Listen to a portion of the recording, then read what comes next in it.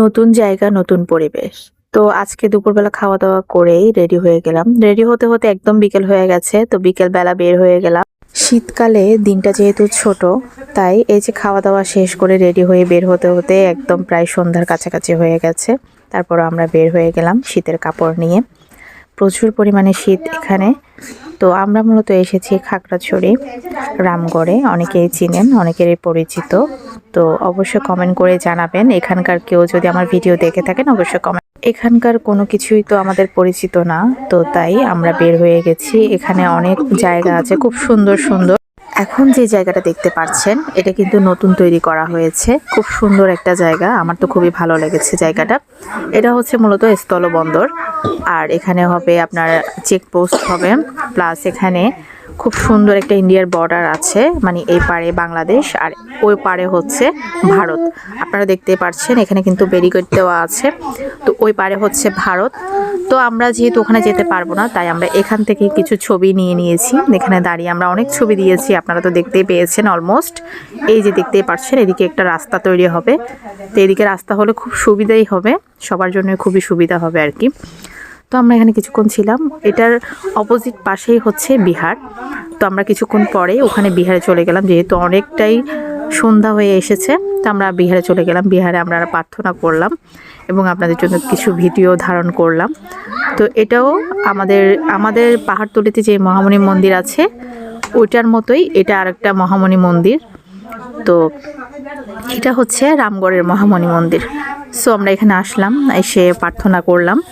তো প্রার্থনা করে চারিপাশটা একটু ঘুরলাম। চারিপাশটা খুব বড় এরিয়া নিয়ে আছে। তো আপনাদের জন্য একটু খুব কাছে থেকে আমি বুদ্ধের ছবিটা নিয়ে নিলাম আর কি।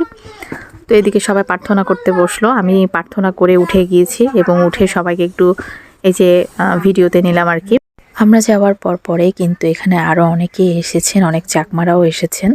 তারাও কিন্তু খুব সুন্দরভাবে বন্দনা করে নিল। তো আমাদের বন্দনা শেষ হওয়ার পর আমরা একটু বের হয়ে গেছি। বের হয়ে চারিপাশটা ঘুরছি, যেহেতু আমাদের জন্য জায়গাটা একদম নতুন, তাই একটু চারিপাশটা আপনাদের সাথেও শেয়ার করছি। তো এটা মূলত নতুন একটা বিহার, আর পুরাতন বিহারটা হচ্ছে পাশেই। পুরাতন বিহারটাও আপনাদের সাথে আমি শেয়ার করব কিছুক্ষণ পর। তো এদিকে আপনাদেরকে একটু দেখিয়ে দিচ্ছি, একদম রাস্তার পাশেই এই বিহারটি। চারিপাশে খুব সুন্দর বাউন্ডারি দেওয়া। তো আমরা বন্দনা শেষ করে একটু চারিপাশটা ঘুরে দেখছিলাম। আর এদিকে হচ্ছে বুদ্ধিবৃক্ষ এবং অনেক বড় একটা জায়গা নিয়ে এটা গঠিত। ওই যে দেখতেই পাচ্ছেন এটা হচ্ছে পুরাতন মন্দির। পুরাতন মন্দিরের ভিতরেও আমি আপনাদেরকে নিয়ে যাব। আমাদের সাথে যেহেতু বাচ্চারা ছিল, বাচ্চারা অনেক বেশি বিরক্ত করছিল, তাই আমরা তাড়াতাড়ি করে এই যে পুরাতন মন্দিরের এখানে চলে আসলাম। এখানে কিছুক্ষণ আমরা বন্দনা করলাম, বন্দনা শেষ করেই বের হয়ে যাব। তো পুরাতন মন্দিরের ভিতরটা আমি একটু আপনাদেরকে দেখিয়ে দিচ্ছি। এই হচ্ছে পুরাতন মন্দির। তো এখানেও কিন্তু বৌদ্ধ রাখা হয়েছে, বৌদ্ধ মূর্তি। তো এখানেও আমরা কিছুক্ষণ বন্দনা করে বের হয়ে গেলাম। এবার চলে আসলাম রেস্টুরেন্টে। আমাদের সাথে যেহেতু বাচ্চা ছিল, আর বাচ্চারা থাকলে তো জানেনই বাইরের খাবার খাওয়ার জন্য অনেক বেশি বায়না করে। তো এখানে আসার পর আমরা এখানে ফুচকা অর্ডার করেছিলাম বাচ্চাদের জন্য। ওরা অনেক বেশি ফুচকা পছন্দ করে। আমার নাতিও কিন্তু ফুচকা অনেক বেশি পছন্দ করে, তাই ওদের 3 জনের জন্যই অর্ডার করেছিলাম। ওদের খাওয়া দাওয়া শেষ হওয়ার সাথে সাথে আমরা বের হয়ে গেছি বাড়ির উদ্দেশ্যে। তো আজকের ভিডিওটা কেমন লেগেছে অবশ্যই কমেন্ট করে জানাবেন। ধন্যবাদ সবাই।